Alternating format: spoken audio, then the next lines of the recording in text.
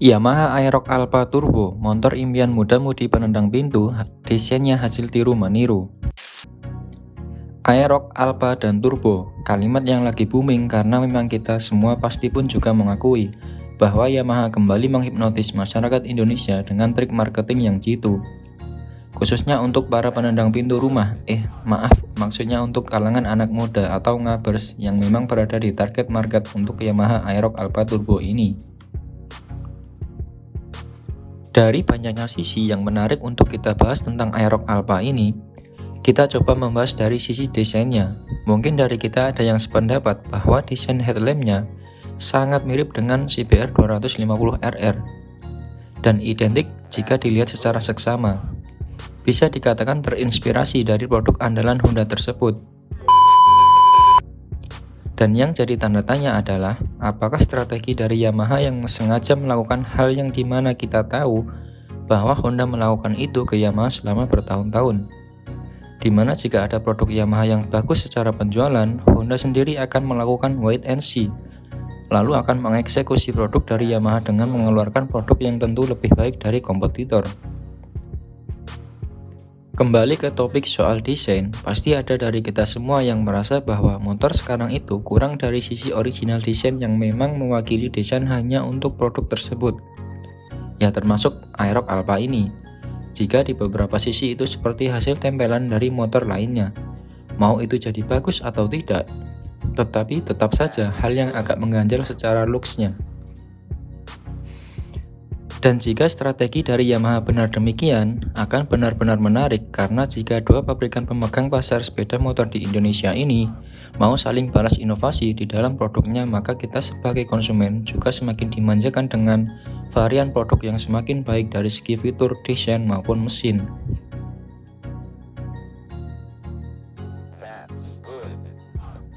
Kita coba bandingkan dengan Aerox versi kedua, betapa mengalir garis desainnya, dan seakan nggak ada bentuk yang ditempelkan ke desain motor ini, yang hasilnya desain yang timeless, masih bagus sampai kapanpun dan tidak membosankan. Lalu jika dilihat dari desain Yamaha Aerox Alpha ini, walaupun kita patut acungi jempol bahwa eksekusinya sangat bagus, saya pun juga akui bagus sekali dan memanjakan mata dilihatnya. Tetapi melihat headlampnya sekilas mirip dengan CBR 250RR, melihat stop lampnya mirip R-Series, apalagi dengan speedometernya yang katanya mirip dengan motor flagshipnya Yamaha, R1M. Semua boleh beda pandangan dan pendapat soal selera bentuk desain baru, warna, fitur speedometer baru, double disc brake, dan apapun itu pada Yamaha Aerox Alpha Turbo ini. Tetapi pasti banyak yang setuju soal tingkat kepuasan yang tinggi soal inovasi di sektor mesin, yaitu YECVT. Karena memang ini terjadi di saat konsumen sangat jenuh karena terus disuguhkan produk otomotif sepeda motor yang hanya facelift, ganti warna, dan desain. Akhirnya ada gebrakan yang sangat jarang dilakukan di sektor engine, yakni teknologi YECVT, yang sebelumnya disematkan pada Yamaha NMAX Turbo, kali ini disematkan juga pada Yamaha Aerox terbaru. Walaupun sepertinya memang daya tarik terbesar dari Aerox Alpha Turbo ini ya soal fitur di double disc brake-nya yang sudah lama dinanti oleh para penggemarnya dan desain terbaru tentunya.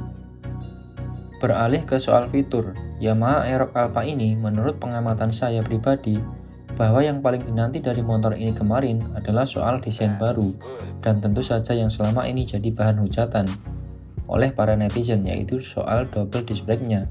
Yang tidak tanggung-tanggung, Yamaha Indonesia langsung kasih di semua varian tipe mulai dari standar sampai tipe turbo ultimate. Mungkin pihak Yamaha sudah mulai gerah kali ya melihat produknya dihujat terus. Langsung kita bahas fitur dan harga mulai dari Yamaha Aerox tipe standar. Dengan harga OTR-nya dibanderol Rp29.900.000 yang sudah dibekali mesin terbaru 155cc Blue Core dengan VVA. Seluruh instrumen lampu sudah full LED termasuk lampu sein dan lampu depan double projector. Lalu sistem pengereman double disc brake, fitur Y-Connect, dan terdapat electric power socket Type A. Dan untuk pilihan warnanya lebih bervariasi dengan 4 pilihan warna, red, black, silver yellow, dan matte blue.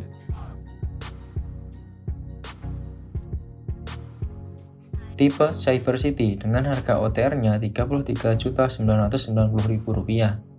mendapatkan perbedaan fitur dari tipe standar, yaitu sistem pengereman single channel ABS, suspensi belakang sudah subtank, dan kunci sudah smart key system. Dengan pilihan warna hanya tersedia dua opsi warna, Cyber City dan Matte Blue Yellow. Tipe Turbo dengan harga OTR-nya Rp39.550.000 mendapatkan perbedaan fitur dari tipe Cyber City, yaitu dengan traction control system, emergency stop signal, layar speedometer yang sudah TFT, dengan 3 pilihan tema layar, navigasi Google Map turn by turn, dan mesin sudah dibekali YECVT. Dan di tipe ini hanya tersedia di satu warna, yaitu Matte Dark Grey.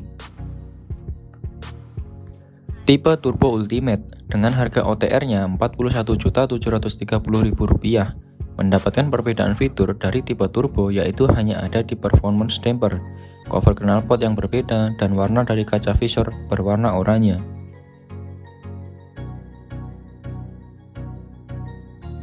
Dengan demikian, perbandingan rentang harga dan limpahan fitur yang dimiliki Yamaha Aerox Alpha ini sepertinya sudah berada di kelas yang berbeda dari kompetitornya, yaitu Honda Vario 160.